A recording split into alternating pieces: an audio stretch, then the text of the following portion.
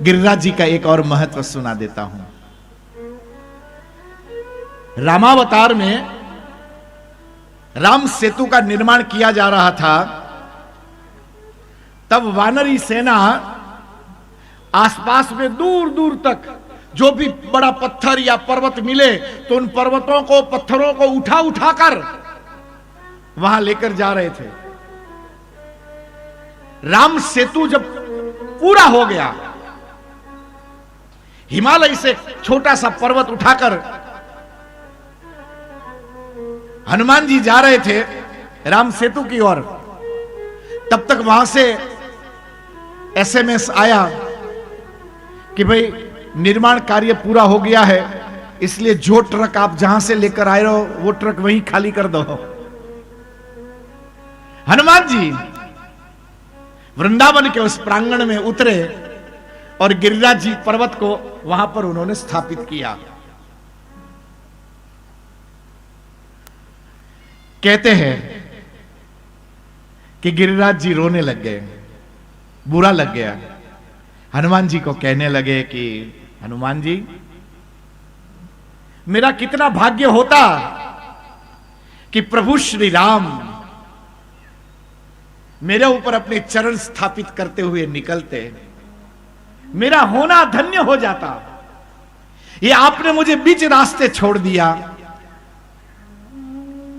तब कहते हैं कि हनुमान जी ने गिरिराज जी को वचन दिया था कि आपकी बात मैं राम जी तक पहुंचाऊंगा और एक दिन जरूर प्रभु आपके पास आएंगे।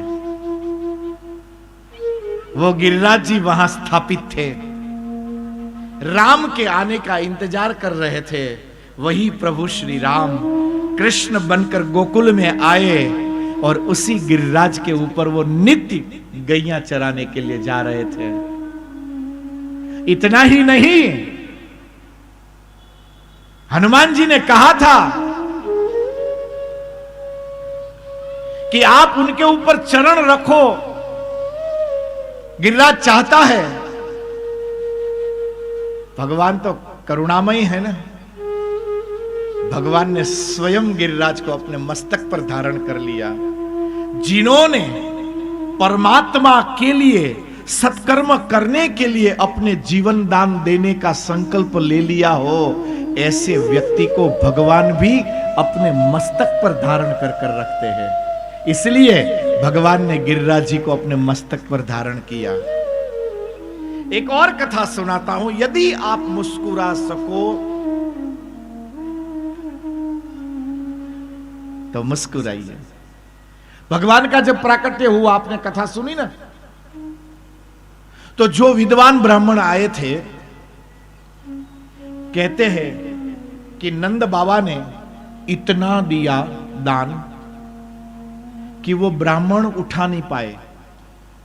और दान का ऐसा नियम होता है कि दान में जो वस्तु मिले आप उसको छोड़ नहीं सकते हो पाठक जी, એને લઈને જાવી પડે। હા, સમજ્યા? એટલે હવે લઈને જવાનું બધું બાંધીને ઠેઠ સુધી। રામજીને કહેવાનું કે આ પેલા ભાઈએ મને સાલ આપી હતી, આ પેલા ભાઈએ મને ચોખાના દાણા આપ્યા હતા, બધું ગણાવવાનું બરાબર। ઓલી 10 રૂપિયા વાળી મૂકવાની, આ રમેશભાઈએ દીધી હતી એમ કહી દેવાનું, આપણે જૂઠું નહીં બોલવાનું। હા, બધાયના નામ લેવાના, જેને જેને જે દીધું હોય। યજ્ઞ કરવો અને યજ્ઞ કરાવવો ये ब्राह्मण नो धर्म है। ब्राह्मण को ही क्यों दान देते हैं लोग? जब आप ब्राह्मण को दान देते हैं, उसके पुण्य से हमारे ऊपर आने वाले संकट टल जाते हैं, इसलिए लोग ब्राह्मण को दान देते हैं। वो ब्राह्मण आपके द्वारा दिया, जब वो किसी योग्य व्यक्ति को देता है, तब आपके द्वारा जो सोना या चांदी या अनाज जो आपने दिया था, उसका 1000 गुना फल फिर जितना उठा सकते थे उतना तो लेकर गए। जो चले गए। नंद बाबा ने जो ब्राह्मणों को दान दिया था, वही पुण्य का ढेर फिर वहीं पड़ा रहा और वो गिरिराज का स्वरूप बन गया। जो कोई व्यक्ति वो नंद बाबा के पुण्य का दर्शन करता है और जब वो पुण्य का दर्शन करता है, उनके द्वारा किए गए पुण्य मेरे और आपके संकल्पों को पूरा करते हैं।